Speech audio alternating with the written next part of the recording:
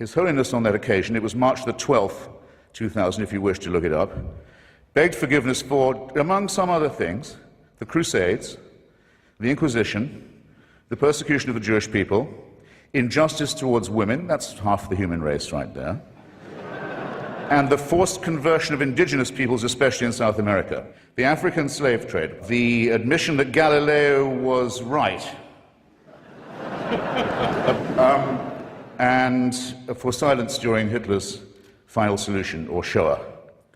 And it doesn't end there. There are smaller but significant, equally significant, avowals of a very bad conscience.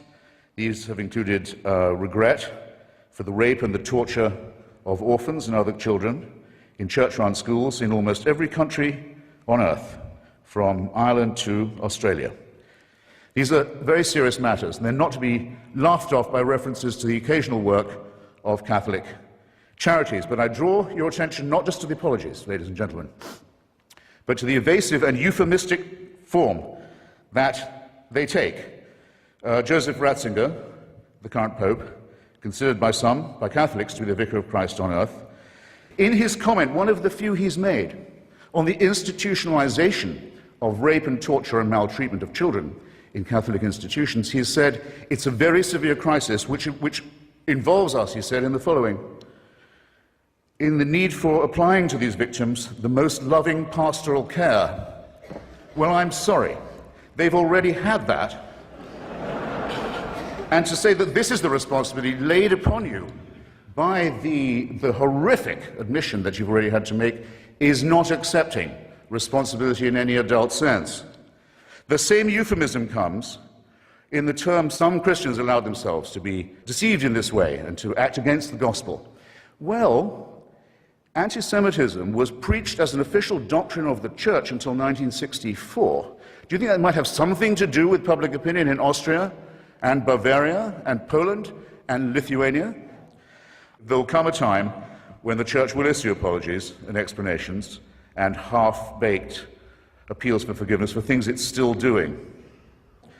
I think that there will be an apology for what happened in Rwanda, the most Catholic country in Africa, where priests and nuns and bishops are on trial for inciting from their pulpits and on the church's radio stations and newspapers the massacre of their brothers and sisters.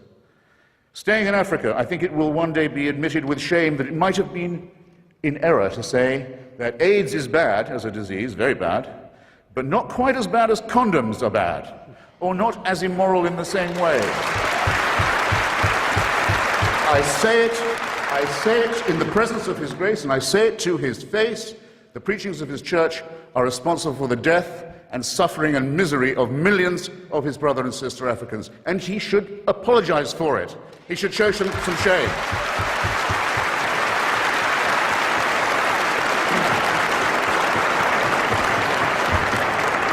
For condemning my friend Stephen Fry for his nature, for saying you couldn't be a member of our church, you're born in sin.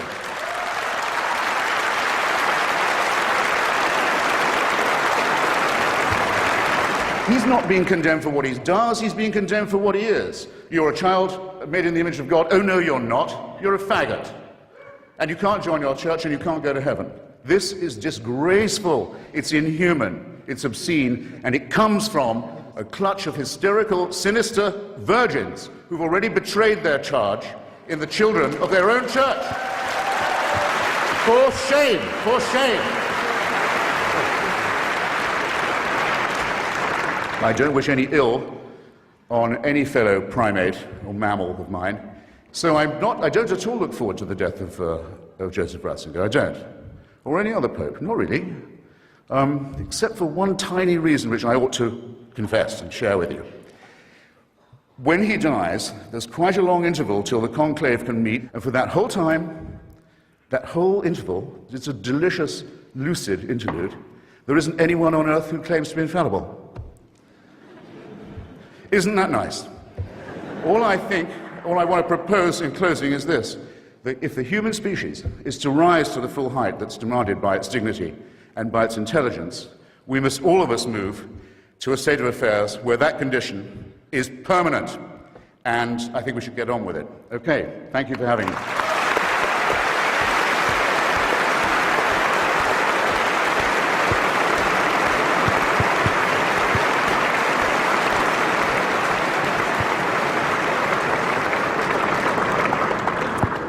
Well, Christopher, thank you very much for all that. Our next speaker is going to have her work cut out because she's speaking in favour of the motion that the Catholic Church is a force for good. The Conservative MP and former government minister, Anne Widdecombe, she's as well known for her religious views as for her politics. If you recall, she left the Church of England in 1992 in a blaze of publicity when it allowed the ordination of women priests. The following year, she converted to Catholicism and has become one of the most vocal and staunchest defenders of the Catholic Church since then. Anne Widdecombe, the floor is yours.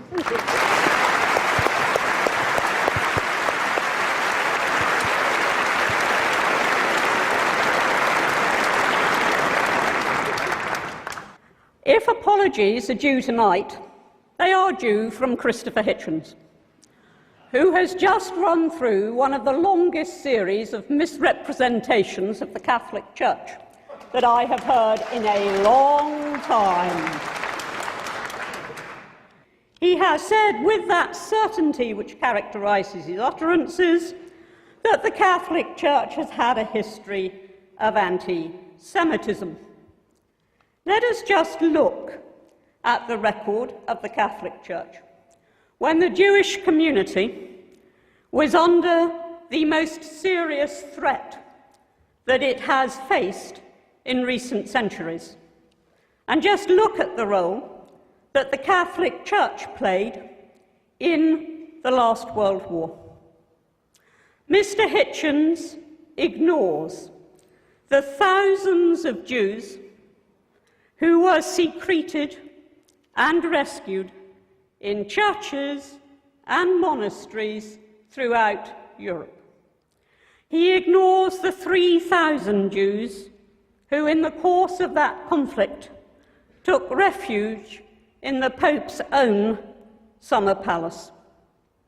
And coming nearer to our day, of course, Christopher Hitchens is right, and who could possibly dispute with him, that the abuse of children, of innocent children, is one, in fact, it is the worst offence that anybody can commit. Of that, no doubt.